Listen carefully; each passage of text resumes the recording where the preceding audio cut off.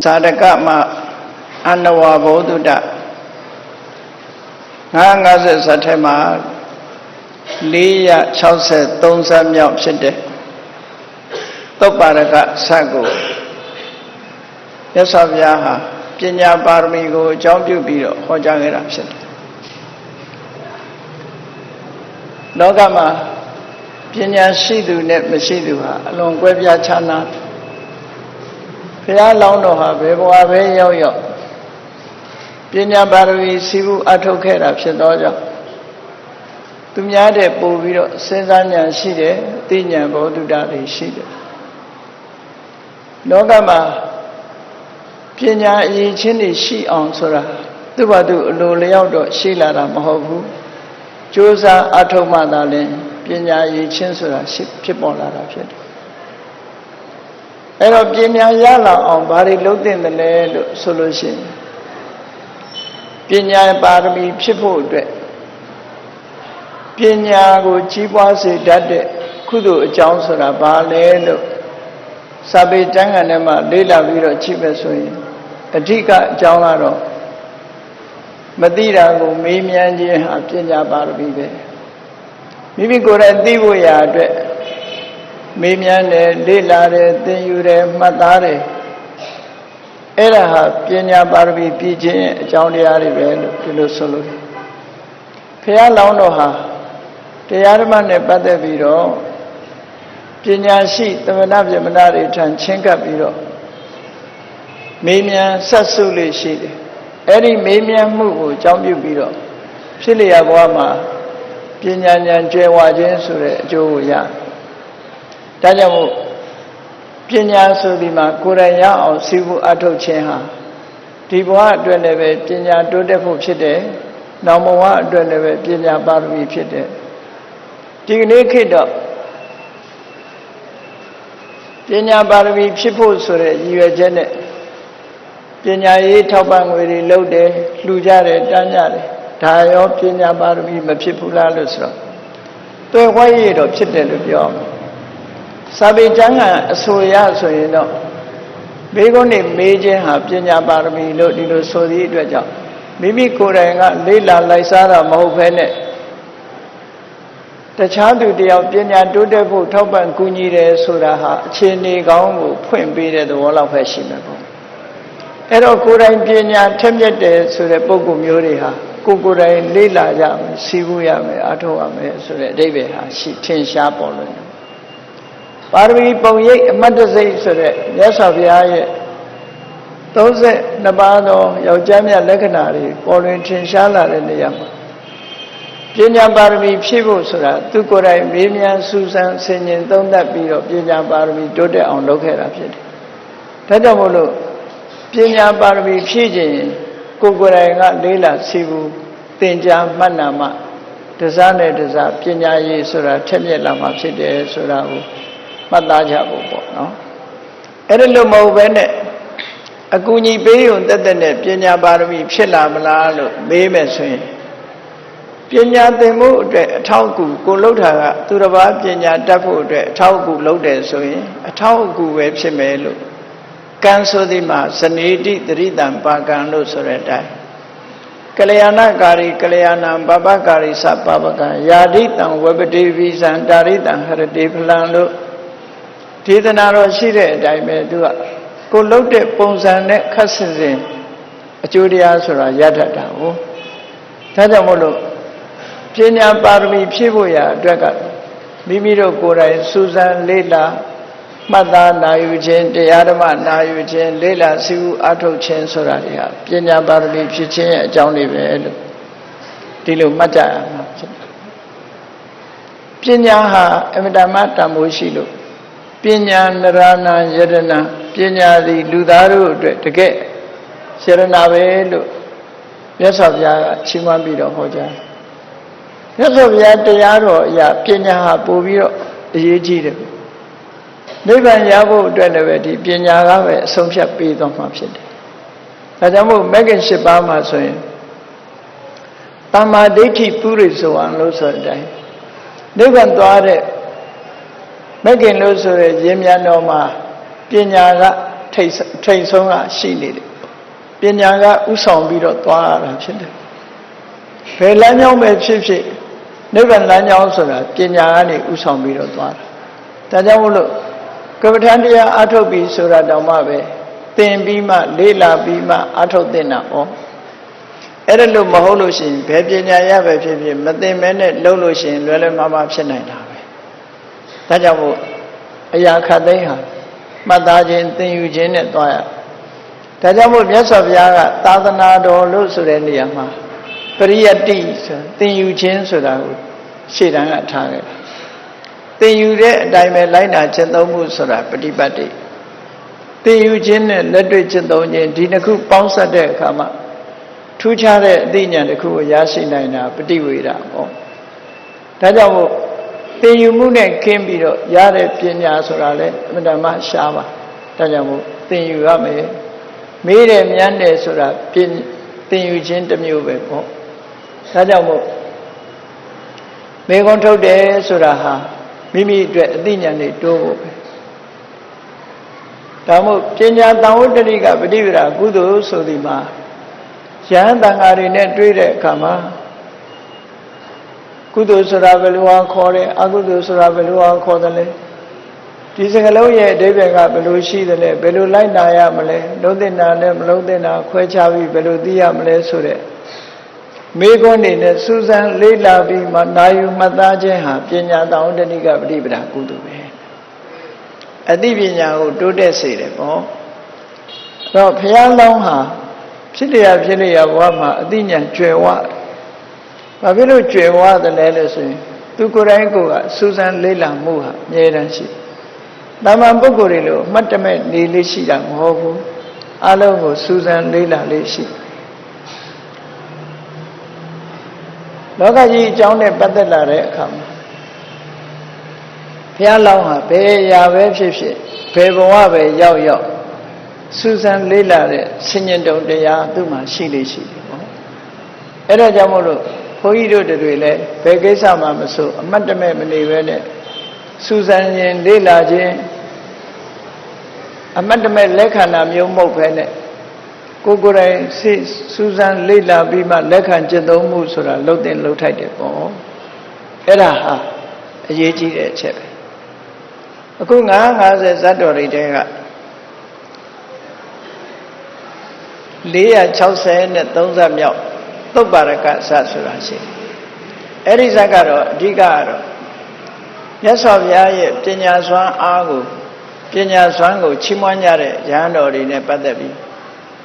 အခုတို့သဗ္ဗညုတဉာဏ်လို့ဆိုတဲ့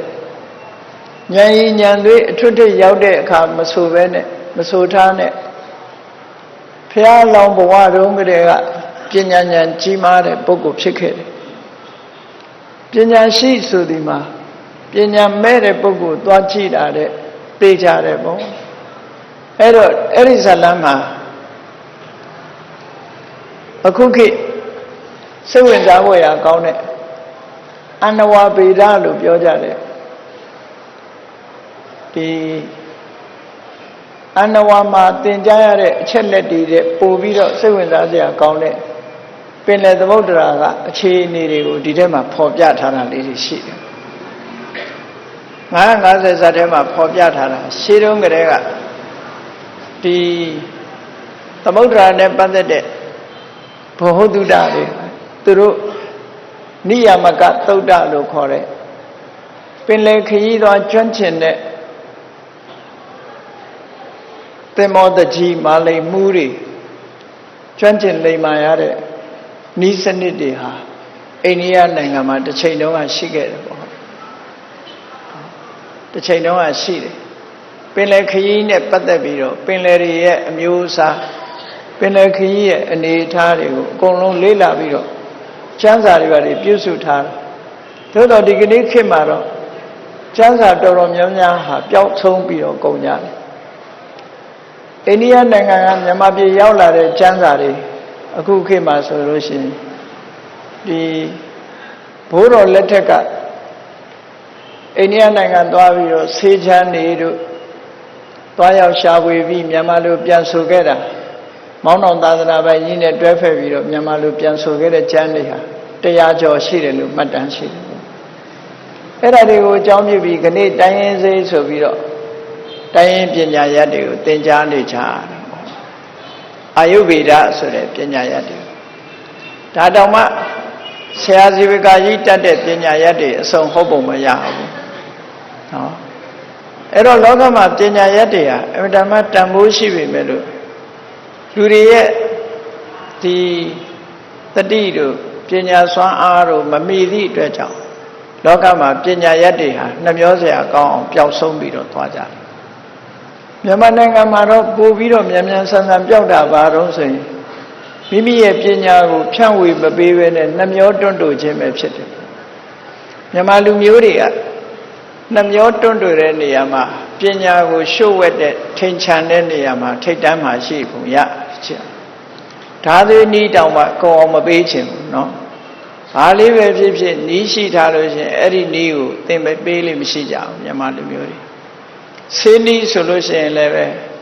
အမေပေါင်း90လောက်ရှိတဲ့ဆေးနီးဆိုလို့ရှိရင်တဆိုင်ထဲဝယ်လို့ရှိရင်သိမှဆိုလို့ဟိုဆိုင်မှာ2မဲ့3မဲ့ဒီဆိုင်မှာ2မဲ့3မဲ့ဖြန့်ပြီးတော့ဝယ်လေးရှိကြတယ်ဆေးနီးကိုရှုပ်ဝက်ထားတာ ingredient ဆိုတာလုံးဝဖော်မပြဘူးပမာတွေရှိတော့အခုကနေ့ခေတ်မှာတိုင်းရင်းဆေးတွေဖော်ပြပေမဲ့လို့အပြည့်အစုံဟုတ်ချင်မှဟုတ်မှာပေါ့နော်ဖော်ပြရမယ်ဆိုလို့သာဖော်ပြတာတကယ်ဆေးစွမ်းကောင်းနေကြတော့ရှုပ်ဝက်ထားတာတွေရှိတတ်တယ်ပေါ့အဲ့ဒါနဲ့ပဲဒဇမြန်မာနိုင်ငံမှာရောက်ရှိတဲ့ပညာရပ်တွေဟာပျောက်ဆုံးကုန်ကြတယ်တကယ်ထူးထူးချွန်ချွန်ရရှိထားတဲ့တိုင်းရင်းဆေးတွေမရှိဘူးမဟုတ်ဘူးရှိသို့တော်လည်းဒဇနဲ့ဒဇပျောက်ဆုံးကုန်ကြတယ်အဲ့ဒါလိုပဲပင်လယ်နဲ့ပတ်သက်တဲ့ဘ ਹੁ တုဒ္ဒတွေဟာလည်းပဲတစ်ချိန်တုန်းကအိန္ဒိယနိုင်ငံမှာထွန်းကားခဲ့နိယာမကသုတ်လို့ခေါ်နိယာမကဆိုတာသမောဥစီမာလိမ်မှုတွေသင်ရတဲ့ပညာရပ်တွေလို့ဒီလိုဆိုတာပေါ့နော်ရေချောင်းခရီးသွားလာမယ်အခုလဲရေချောင်းသိပ္ပံဆိုပြီးတော့မြန်မာပြည်မှာတက္ကသိုလ်တောင်ဖွင့်ထားသေးတယ်ပေါ့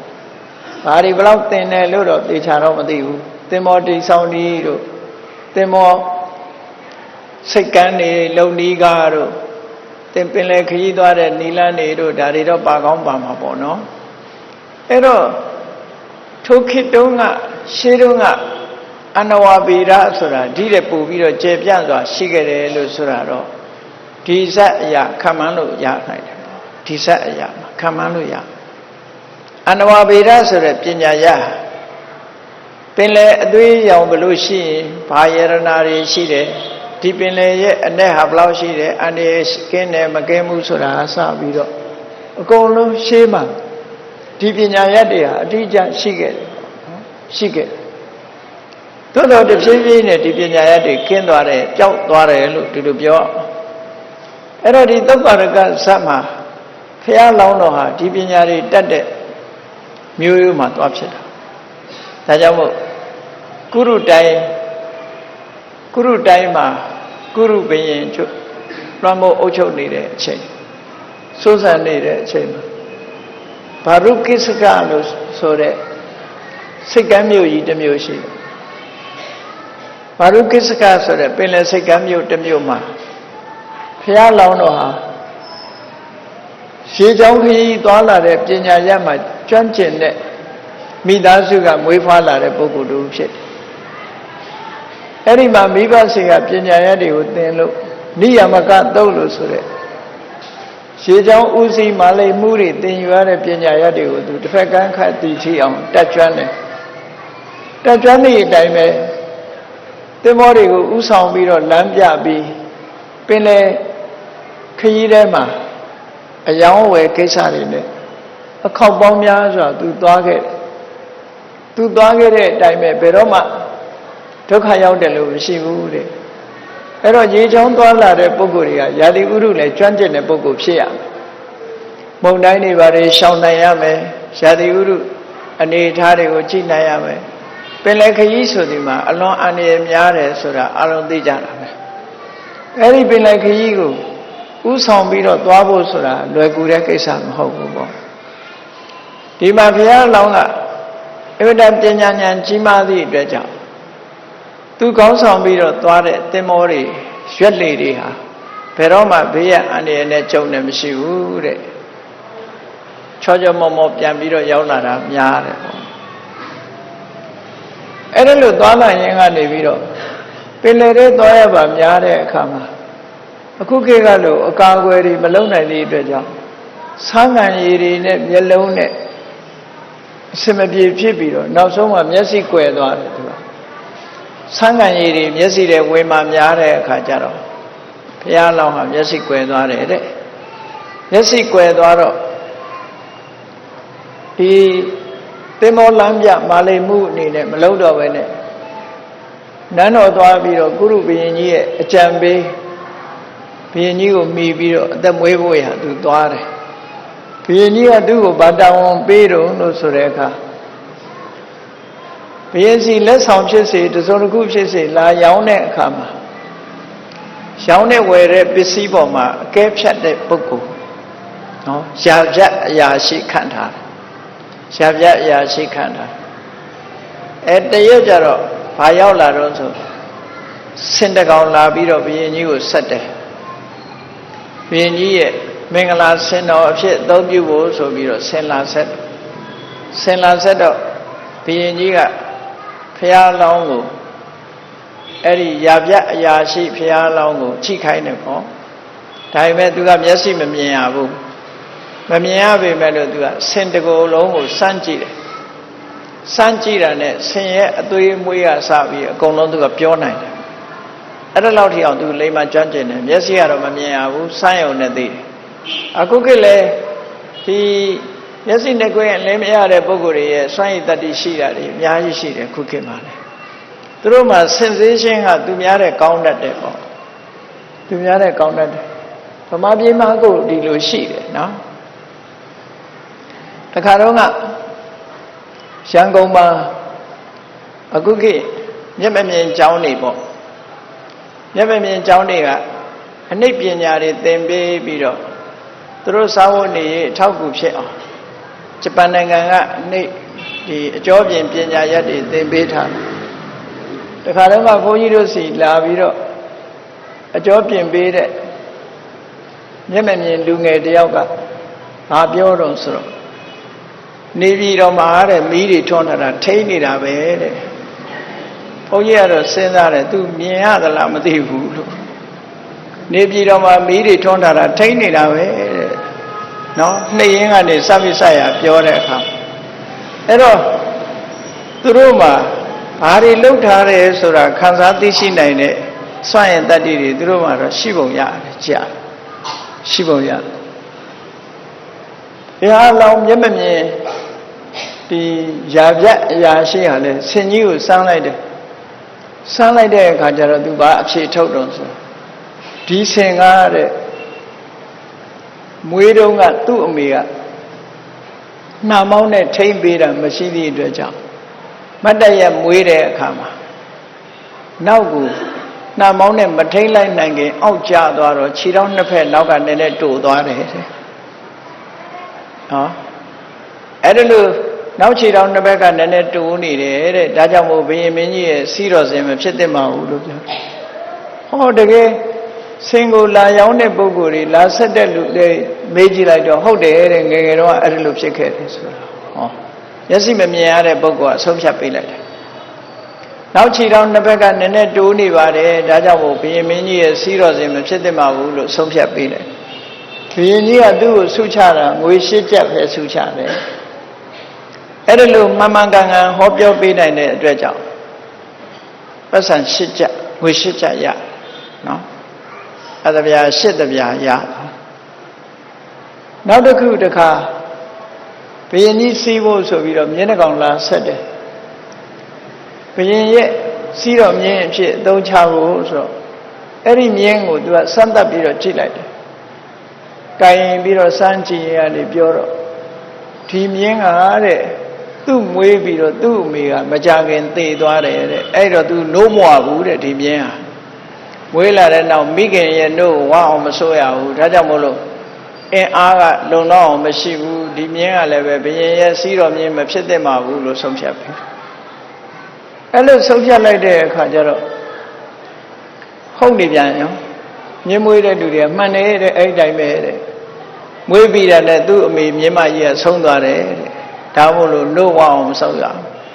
ဟောနှစ်ခါရှိပြီမှန်သွားတော့အဲ့ဒါလို့မှန်သွားတော့လေဘုရင်ကြီးကဆုချတာဘယ်တော့တော့ငွေ၈ကျပ်ဒါလည်းပဲ၈ကျပ်ပဲပေးတယ်နောက်တစ်ခါဘုရင်ကြီးစီးဖို့တဲ့ယထာဆိုပြီးတော့အသစ်လုပ်ပြီးတော့လာပြီးတော့ပေးပြန်လာပေးတော့အဲ့ဒီယထာဟာဘုရင်ရဲ့စီးတော်ယထာဖြစ်တဲ့မဖြစ်တဲ့ပညာရှိရာပြအရာရှိမင်းစစ်ဆေးကြည့်ပါမျက်စိမမြင်ဘူးလျှောက်ဆန်းတယ်ဟိုဆန်းဒီဆန်းဆန်းခောက်ကြည့်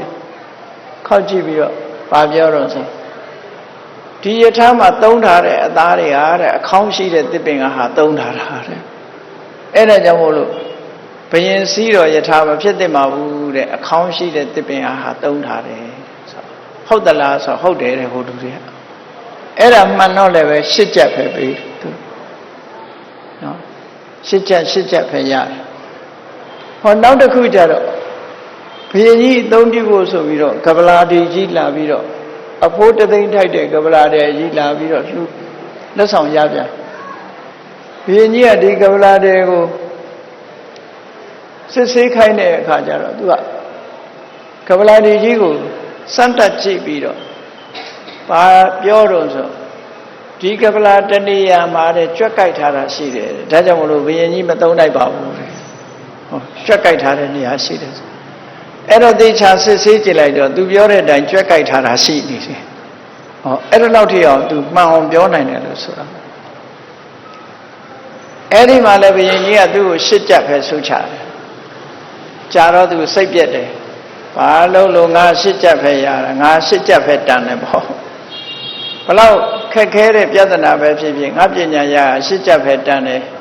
ဘုရင်စီမှုထမ်းလို့တော့မတော်ဘူးဆိုပြီးတော့သူဇာတိရဖြစ်တဲ့ဘာရုကိစ္စကသင်္ဘောစိတ်ကိုပြန်သွားတယ်ပြန်သွားတဲ့အခါကျတော့ဘာရုကိစ္စက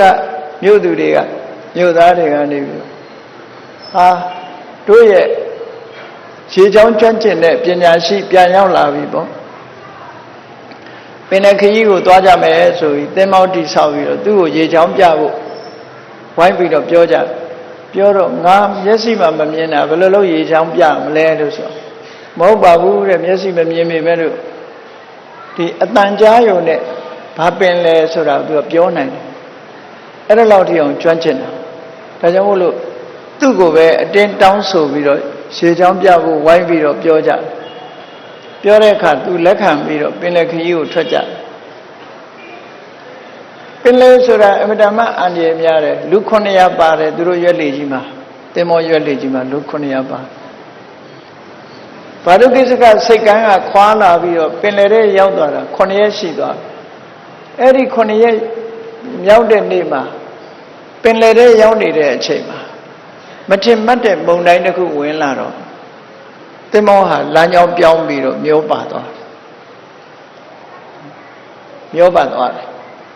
အဲ့လိုမျောပါသွားတဲ့သင်္ဘောဟာပင်လယ်အမျိုးပေါင်းများစွာကိုဖြတ်တန်းပြီးတော့သွားတာမရောက်ဘူးတဲ့နေရာတွေကိုရောက်သွားတယ်၄လကြာတယ်သူတို့ပင်လယ်ထဲမှာသင်္ဘောကြီးမျောပြီးတော့ပါသွားတယ်ဘယ်ရောက်လို့ရောက်မှမသိကမ်းမမြင်လမ်းမမြင်ပင်လယ်ထဲမှာဒီလိုသွားရင်းကနေပြီးတော့သူတို့ရောက်သွားတဲ့ပင်လယ်ပြင်တစ်ခုမှာထူးထူးခြားခြားတွေဘာတွေတွေ့တော့ဆိုလို့ရှိရင်လူလောက်ခန္ဓာကိုယ်ကြီးတဲ့ငါးကြီးတွေသို့မဟုတ်လူခန္ဓာကိုယ်ရဲ့ကြီးတဲ့ငါးကြီးတွေကိုယ်ကာယအနေနဲ့ကြည့်လိုက်မယ်ဆိုရင်လူတွေလိုပဲကိုယ်ကာယရှိတယ်သို့တော့သူတို့ရဲ့ငါးတွေရဲ့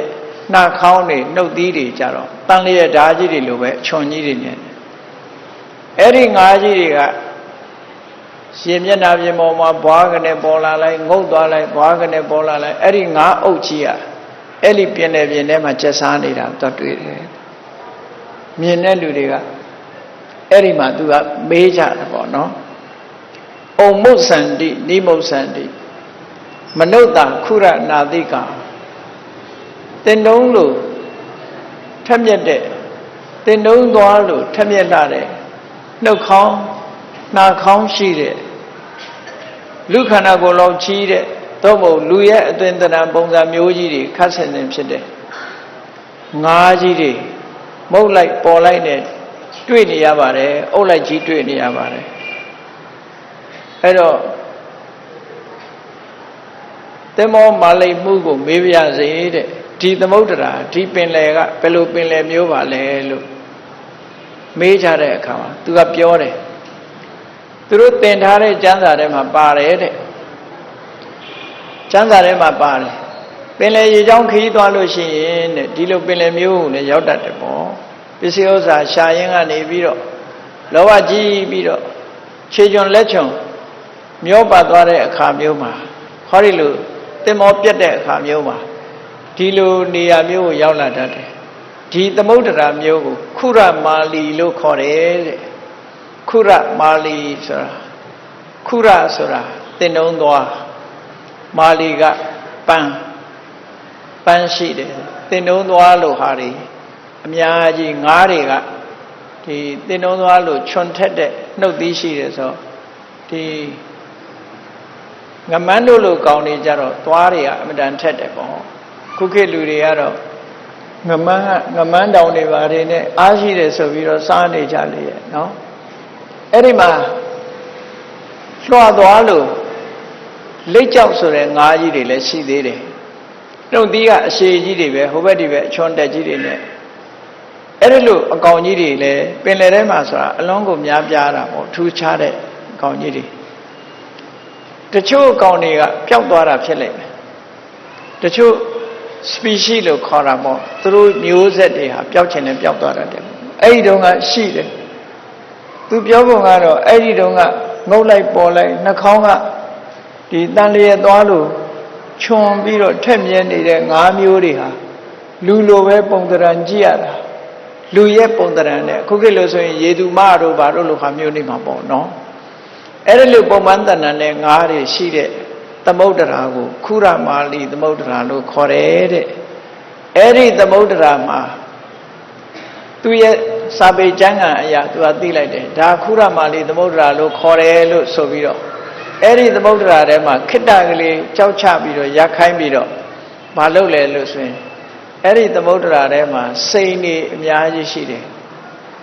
သူတို့ကိုမပြောဘူးသင်္ဘောသားတွေပြောလို့ရှိရင်လောဘကြီးပြီးတော့စိန်ရှာကြမှာဆိုလို့ဘုရားလောင်းကသူ့အကြံဉာဏ်နဲ့ငါးဖမ်းတယ်လို့နဲ့ပိုက်ချပြီးတော့အဲ့ဒီမှာကောင်းပြီဆိုတဲ့စိန်နှစ်တွေကိုသင်္ဘောပေါ်မှာလိုအပ်တဲ့လောက်လေးတင်ပြီးတော့ဒီပြင်ပစ္စည်းတွေမလိုအပ်တာတွေကိုရှော့ချပြီးတော့စိန်တွေကိုအဲ့ဒီပင်လယ်ထဲကနေထုတ်ယူခဲ့တယ်စိန်ပေါ်တဲ့ပင်လယ်ပြင်လို့ခေါ်တယ်အဲ့ဒီအောက်ခြေမှာစိန်တွေရှိတယ်လို့ပြော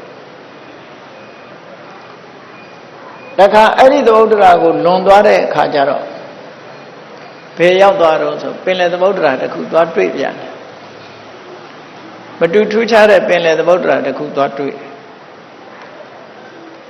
အဲ့ဒီပင်လယ်သမုဒ္ဒရာကတော့ဘယ်လိုနေတုံးဆိုခုနကနဲ့မတူဘူးသူက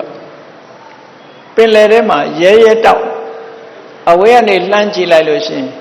မိတောက်မေးလျံနေထွက်နေတယ်လို့ထင်ရတယ်နော်နေတွေထွက်နေတယ်လို့ထင်ရတယ်ပင်လယ်ကြီးထဲမှာအဲ့ဒါလို့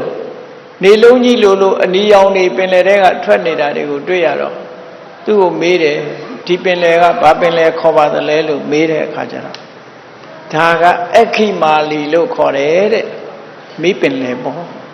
ခုခေတ်ပြောနေကြတယ်မိပင်လယ်ဆိုတာအဲ့ဒီတကယ်ကိုမိလုံးနေလို့ရဲကြီးနေတဲ့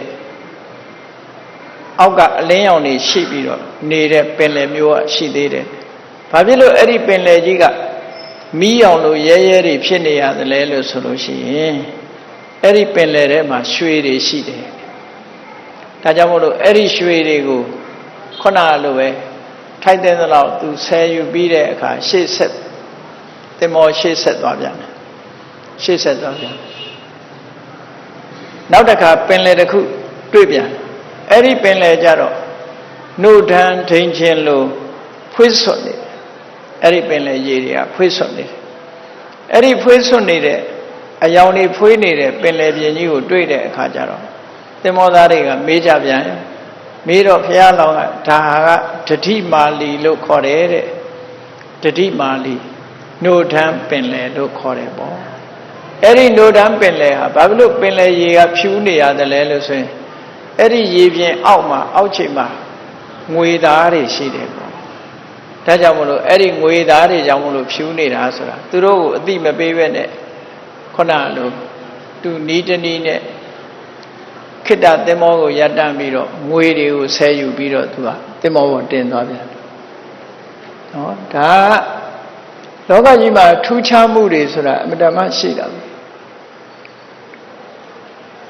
သိပ္ပံပညာရက်တွေကတွေ့တာရှိတယ်မတွေ့တာရှိတယ်တွေ့တာတောင်မှပဲမှားပြီးတော့ဆုံးဖြတ်ထားတာတွေအများကြီးပဲဒါကြောင့်မို့သိပ္ပံဆိုတာစူးစမ်းဆဲပဲရှိသေးတယ်အတိအကျပြောလို့မရဘူးဥပမာတစ်ခုပြောပြမယ်လာပြီနေတို့ဆိုလို့ရှိရင်လာဆန်းရက်တွေလာပြီနေတွေဆိုရင်ပင်လယ်ရေဟာဒီရေတွေတက်လာဒီလေတက်လာလာပြီကြော်သွားတာနဲ့တပြိုင်နက်ဒီရေကတဖြည်းဖြည်းကျသွားလာခွဲကြတော့ဒီရေမတက်ဘူးဘာဖြစ်လို့လာပြီမှာဒီရေအမြင့်ဆုံးထိတက်တယ်လဲလို့ဆိုသိပ္ပံကဘာပြောတော့ဆိုလာရဲ့ဆွဲအားကြောင့်လို့ဟောအဲ့တော့လာကပင်လယ်ရေပဲဆွဲတာလားအိမ်ဒီမှာရှိတဲ့ရေအိုးတွေကရေတွေတို့မြစ်တွေကရေတွေတို့ကြတော့ဘာလို့မဆွဲတာတော့လို့မေးကြရှိတယ်ပေါ့သူဆွဲအားကြောင့်ဆိုလို့ရှိရင်ရေမှန်ရင်ဆွဲရမှာပေါ့သို့တော့မြစ်တွေမှာဒီလိုဒီရေတက်တယ်လို့မရှိဘူးလာပြီလာွယ်ဒီလာပြီနေ့ဒီရေတက်တယ်လို့မရှိဘူးအဲ့တော့စာပေကျမ်းကမှာဆိုထားတဲ့အဆိုလေးကဘယ်လိုဆိုတော့ဆိုရင်လာရဲ့ဆွဲအားကြောင့်ဒီရေတက်တာလို့မပြောဘူးဘယ်လိုပြောတော့လို့ဆိုလာရောင်နဲ့တွေးလို့ရှိရင်တဲ့ပင်လယ်ထဲမှာကြောက်ဆောင်ကြီးတွေရှိတယ်အဲကြောက်ဆောင်ကြီးတွေကစန္ဒရကန္တကြောက်ဆိုတာရှိတယ်စန္ဒရကန္တကြောက်ရဲ့သူရိယကန္တရာကြောက်ရဲ့လာရောင်ကိုနှစ်သက်တဲ့ကြောက်နဲ့နေရောင်ကိုနှစ်သက်တဲ့ကြောက်နှစ်မျိုးရှိတယ်နေရောင်နဲ့တွေးလို့ရှိရင်မီးထွက်တဲ့ကြောက်ရှိတယ်လာရောင်နဲ့တွေးလို့ရှိရင်ရေထွက်တဲ့ကြောက်ရှိတယ်အဲ့ဒီစန္ဒရကန္တကြောက်တွေကပင်လယ်ထဲမှာကြောက်ဆောင်ကြီးတွေလိုက်ရှိတယ်ပေါ့အမှန်တန်အများကြီးရှိတယ်ဟောလာပြီတို့လာဇန်းတို့ကြလို့ရှိရင်တဲ့လာရောင်ရဲ့ဟတ်အရှိန်အဝါဟတ်မှုကြောင့်အဲ့ဒီစန္ဒရကန္တရာကြောက်ဆောင်ကြီးတွေကနေပြီးတော့ရေတွေကိုအန်ထုတ်လိုက်တာဒါကြောင့်မို့လို့ဒီရေတက်တာတဲ့လာကဆွဲလို့ဒီလိုပြောတာမဟုတ်ဘူးနော်အဲ့ဒါဘယ်မှာပါတော့ဆိုလို့ရှိရင်ဥပယန္တိသုတ်လို့ခေါ်တဲ့တန်တုတ်အထက်ကရာမှာတန်ယုတ်တိကာမှာဒီစကားကိုဆိုထားတာရှိတယ်အဲ့တော့စဉ်းစားစရာတစ်ခုပေါ့ခဏခေတ်သိပ္ပံမှာလာရဲ့ဆွဲအားကြောင့်ဒီရတက်တယ်လို့ပြောတော့လေရှေးခေတ်ကပါဠိစာပေထွန်းကားခဲ့တဲ့အချိန်မှာဒီရေဘာကြောင့်တက်တယ်လဲလာပြည့်နေ့မှာဒီရေဘာကြောင့်တက်တယ်လဲလို့ဆိုရင်လာရောင်ကြောင့်စန္ဒရကန္တကြောက်ဆောင်ကြီးတွေကရေတွေအန်ထုတ်သွားတယ်ရေတွေအန်ထုတ်လာသည့်အတွက်ကြောင့်ရေတွေတိုးလာတယ်တိုးလာလို့ဒီရေတက်တယ်လို့အကြောင်းပြတယ်ဒီလိုမတူညီတဲ့အကြောင်းတစ်ခုမှတ်သားစရာရှိတယ်ဒါရှေးခေတ်ကအဆိုခဏခေတ်နဲ့မတူတာကိုပြောပြနော်အဲ့တော့အခုလည်းပဲပင်လယ်သမုဒ္ဒရာတွေရဲ့အယောင်တွေကအမျိုးစုံရှိတယ်ဆိုတာအမှန်တမ်းထင်ရှားတယ်မျိုးစုံရှိတယ်ပင်လယ်ထဲမှာလေးလာနေကြတဲ့ပုဂ္ဂိုလ်တွေအမျိုးစုံတွေ့ရအခုလိုဖွေးစွန့်နေတဲ့ပင်လယ်ရေပြင်ကြီးဟာဘာကြောင့်နှုတ်ထမ်းကဲ့သို့ဖွေးနေရတယ်လဲဆိုရင်အောက်မှာအလွန်ကြီးမားတဲ့ဒီငွေတောင်ကြီးတွေရှိတယ်ပေါ့ငွေသားပကတိကြောက်တောင်ကြီးတွေရှိတယ်အဲ့ဒီကအယောင်တွေဟပ်ပြီးတော့ရေကအယောင်ပြောင်းနေတာပေါ့ဒီလိုဆိုတာပေါ့နော်ဟောနောက်တစ်ခု၄ခုမြောက်ပင်လယ်တစ်ခုကိုသူတို့ရောက်သွားတယ်ရောက်သွားတဲ့အခါကျတော့ဘာတွေ့ပြန်တော့ဆိုစိတ်ညို့နေတဲ့စိတ်ညို့နေတဲ့ပင်လယ်ရေမျက်နှာပြင်ဆိုတာရှိတယ်ဘုန်းကြီးတို့သီရိလင်္ကာနိုင်ငံရောက်တော့ကိုလံဘိုပတ်ဝန်းကျင်မှာရှိတဲ့ပင်လယ်ကြီးကစိတ်ညို့နေတာအပြာဘက်တန်းတယ်ကြည့်လိုက်မယ်ဆိုလို့ရှိရင် တကယ်ကိုပြာနန်းနန်းစိတ်နေတဲ့အယောင်တွေမြင်ရတယ်ပေါ့ဟောအဲ့ဒါလို့အမတန်မှလှတယ်ဖန်ဆင်းကြီးလို့မြင်နေရတယ်ပေါ့ဒါတော့အခုခဏခေတ်လည်းမြင်နိုင်တာပဲပင်လယ်တွေမှာသွားကြည့်မယ်ဆိုရင်အဲ့ဒီကိုလံဘိုပတ်ဝန်းကျင်မှာရှိတဲ့သီရိလင်္ကာပတ်ဝန်းကျင်မှာရှိတဲ့ပင်လယ်ပြင်ကြီးကဒီပြင်အရာနဲ့မတူဘူးစိမ့်ပြလက်နေတဲ့အယောင်ကြီးတွေ့ရတယ်ပေါ့အခုလည်းပဲသမမ်းမြက်လို့စိမ့်ညို့နေတဲ့ပင်လယ်ပြင်ကြီးကိုတွေ့တဲ့အခါကျတော့သူတို့ကမေးကြပြန်တယ်ဒါပါပင်လယ်ခေါ်တော့ဆိုတော့ဘုရားလောင်းကဖြေတယ်ဒါကုသမာလီသမုဒ္ဒရာကုသမာလီပင်လယ်လို့ခေါ်တယ်အဲ့ဒီပင်လယ်ထဲမှာဘာတွေရှိတုံးဆိုရင်စိမ့်ညိုတဲ့နီလာပရမညာတွေရှိတယ်လို့ဒီလိုဆိုလို့နီလာဆိုတဲ့စကားလုံးကဒီအင်္ဂလိပ်လိုပြန်တဲ့အခါကျတော့နီလာကိုဘလူးလို့ပြန်တယ်မြန်မာလိုကတော့ညိုသောလို့ဒီလိုပြန်တာမြန်မာပြည်မှာပြန်တာအင်္ဂလိပ်လိုပြန်တဲ့အခါဘလူးဆိုတော့ပြာဖြစ်နေတယ်နော်အဲ့တော့နီလာရဲ့အသုံးတွေကိုလိုက်ကြည့်မယ်ဆိုရင်တောရန်ကြီးတွေဘာတွေပြောတဲ့အခါနီလာဝနလို့သုံးတဲ့အခါမှာစိမ့်ညို့သောတောရန်လို့ဒီလိုပဲပြန်တဲ့တာနောက်ပြီးတော့ထောင်းရဲ့အတောင်တွေအမီးတွေကိုကြည့်လိုက်မယ်အဲ့ဒီအယောင်ကိုလည်းနီလလို့သုံးလိုက်ရှိတယ်ပေါ့နီလမေစကလို့သုံးတယ်အဲ့တော့နီလဟာဘလူးကြီးလည်းမဟုတ်ဘူးနော်သူကဘာလို့ဆိုရင်စိမ့်ညို့တယ်ပြာညို့တယ်ဒီလိုအယောင်မျိုးကိုဆိုလိုတာစိမ့်ညို့တယ်ပြာညို့တယ်သို့တော်မြတ်စွာဘုရားရဲ့နီလရောင်ကြီးတော်လို့ဆိုတဲ့အခါကျတော့ဆံတော်မုတ်စိတ်တော်တို့ကထွက်တဲ့အယောင်ဆိုတော့ညိုသောရောင်ကြီးတော်ဆိုတာဟုတ်နေပြန်ရောအဲ့ချတာဘယ်ရာပဲဖြစ်ဖြစ်အစိမ့်ဆိုလဲအစိမ့်ရင်အပြာဆိုလဲအပြာရင်အညိုဆိုလဲအညိုရင်အဲ့ဒီလိုအရင်ရောင်မျိုးမှန်သမျှကိုနီလလို့ဒီလိုခေါ်တာဖြစ်တော့တယ်သို့တော့အင်္ဂလိပ်လိုကတော့ blue လို့ပြန်ထားလို့ဒီကနေ့သာသနာအလံတွေမှာကြည့်လိုက်ရင်အပြာရောင်ထည့်ထားတာတွေ့ချလိမ့်မယ်ပေါ့သာသနာအလံမှာနီလပိတလောဟိတဩရဒမင်းစိတ်ထပပတရာဆိုတဲ့ရောင်ကြီးတော်6ပါးကိုစားပြုပြီးတော့သာသနာအကြောင်းလုပ်ထားတာအဲ့ဒါနီလရောင်ကြီးတော်အပြာလို့ပြထားတယ်အခုဒီမှာကြည့်တော့သမတ်မြက်ဆိုတော့ဒါစိမ့်ညိုရောင်ပဲဖြစ်တယ်စိမ့်ညိုရောင်ဒါကြောင့်မို့နီလမဏိယတနာဥတ္တန်အဲ့ဒီကုသမာလီဆိုတဲ့ပင်လယ်ထဲမှာတဲ့ကြောက်ဆောင်ကြီးတွေကဘာနဲ့လှုပ်ထားတဲ့ကြောက်ဆောင်ကြီးတွေလဲဘာတွေပေါ်များတဲ့ကြောက်ဆောင်ကြီးတွေလဲဆိုစိတ်ညို့သို့မဟုတ်အပြာရင့်ရောင်ပရမညာတွေနော်အပြာရင့်ရောင်ပရမညာတွေရှိတဲ့ကြောက်ဆောင်ကြီးတွေအဲ့ဒါကြောင့်မလို့ပင်လယ်ရေကအဲ့ဒီအယောင်ဖြစ်နေတယ်ဒီလိုဆိုတာနော်ဒါတော့ဟုတ်မဟုတ်ပင်လယ်ထဲသွားပြီးလေးလာမှပိုသိမှာပေါ့ဒုက္ခတဲ့ကတော့ဒီလိုပဲပင်လယ်ရဲ့ဘောဓုတ္တတွေကိုဒီလိုဖော်ပြသွားတာအဲ့ဒီမှာလည်းပဲဘုရားလောင်းကသူနီးသူဟန်နဲ့ဖိုးတန်ယရဏတွေကိုရအောင်ယူပြီးတော့သူတို့သင်္ဘောရှေ့ဆက်ရောက်သွားတဲ့အခါကျဘယ်ရောက်သွားတော့ဆိုနောက်တစ်ခုရောက်သွားပြန်တယ်အဲ့နောက်တစ်ခုကဘာတော့ဆိုသူကပစွန်တို့ရဲ့လက်မတွေ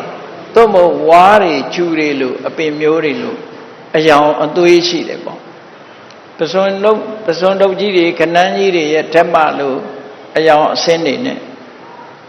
ပင်လေရေရဲ့အယောင်ကိုတွေ့ရတယ်တဲ့အဲ့ဒါလို့တွေ့တဲ့အခါကျတော့ဒါပါပင်လေတုံးလို့ဘုရားလောင်းကိုမေးတဲ့အခါကျတော့ဝိုင်းပြီးတော့မေးတော့ဘုရားလောင်းကဖြေတယ်ဒီပင်လေဟာနလမာလီလို့ခေါ်တယ်တဲ့နလမာလီဆိုတဲ့ပင်လေလို့ခေါ်တယ်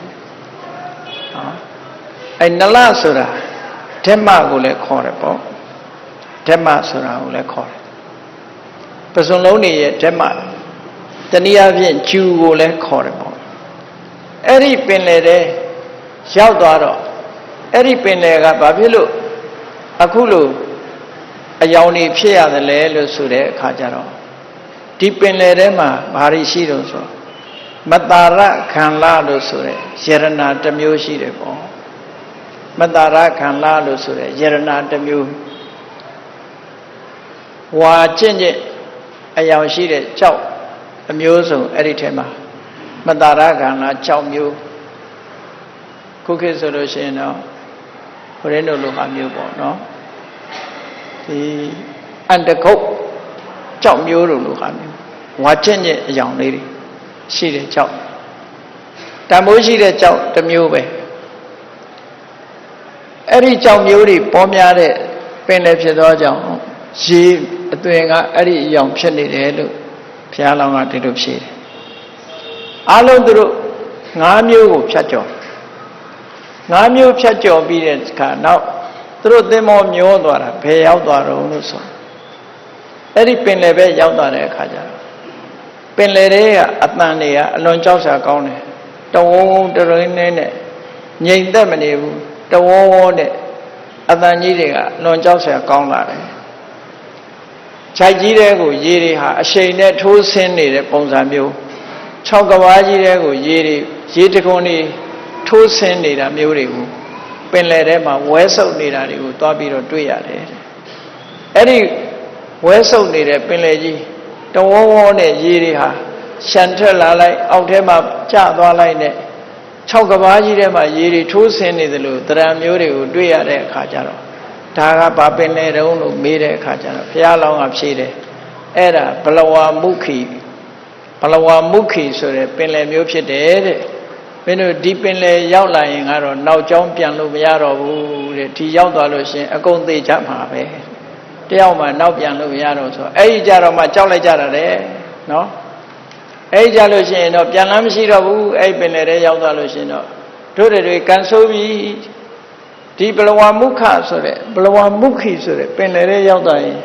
ဝဲဆုပ်တာနဲ့ပဲနောက်ဆုံးမှမြုပ်သွားပြီခုခေတ်ပြောနေကြတဲ့ black hole ကြီးမလေးရှားလေမြန်ကြီးပျောက်တယ်လို့ပျောက်သွားမှာပဲပြန်ပေါ်ဖို့ရှိမှာမဟုတ်တော့ဘူးအဲ့ဒီလိုကြီးပြောလိုက်တဲ့အခါကျတော့အားလုံးကကြောက်ကြတယ်လူ900လေလူ900ဟာနတ်ကိုယ်ွယ်တဲ့လူကနတ်တွေပူဇော်ကြပါသားကြတယ်ခါတဲ့သင်္ဘောတစ်ခုလုံးဟာဆူညံပြီးတော့လူတွေဟာငိုကြယိုကြတယ်အဲ့လိုဖြစ်ကုန်နော်ဘုရားလောင်းကပြောတယ်ဒီနေရာရောက်ရင်တော့လွတ်လပ်မရှိတော့ဘူးတဲ့ဒီပင်လယ်ထဲဆင်းရင်တော့အားလုံးဟာတေကြီးပျက်စီးခြင်းဖြစ်တာလေအဆုံးသတ်အမှာပဲဆိုတော့အားလုံးကငိုလိုက်ကြယိုလိုက်ကြဖြစ်တော့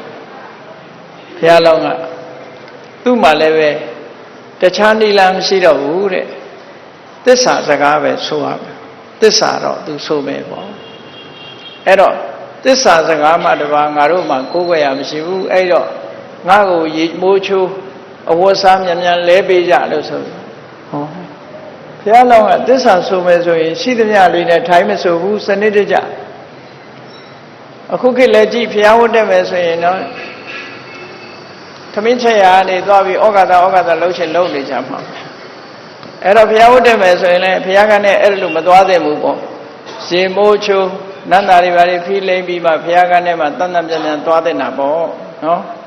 ဖြစ်ကြဆန်းနဲ့မသွားနဲ့ချွေးတွေတန်နေနဲ့ဘုရားကလည်းအခုဘုရားလောင်းကလည်းကြည့်လေသူ့ကိုရေမိုးချိုးနန္တာတွေလိမ့်ကြံပြီးတော့အဝတ်တဲ့အစားအသောက်တွေဝတ်ပြီးတဲ့အခါမှာဝေဗလာနဲ့ရေအပြည့်ထည့်ပြီးတော့သင်္ဘောဥကိုသူ့ကိုတွဲပို့ကြသင်္ဘောဥရောက်တဲ့အခါကျတော့မှသူကလေးလေးခြားခြားအားလုံးကိုကျင့်သီလတွေစောင့်တည်လို့သစ္စာဒိဋ္ဌံတွေကိုသူပြုတယ်တဲ့ဟောလောက်တာစနစ်တကျလောက်တယ်နော်ရှေးတုန်းကဇတ်တွေထဲမှာလည်းကြည့်လေ7ပါးသီလစောင့်တည်ပြီးတော့မှမိဖုရားတွေသာစုပန္နာတို့ဘာတို့ဆိုတာသေးသေးခြားခြားစောင့်တည်ပြီးမှလုံးလို့ရှိကြတယ်ပေါ့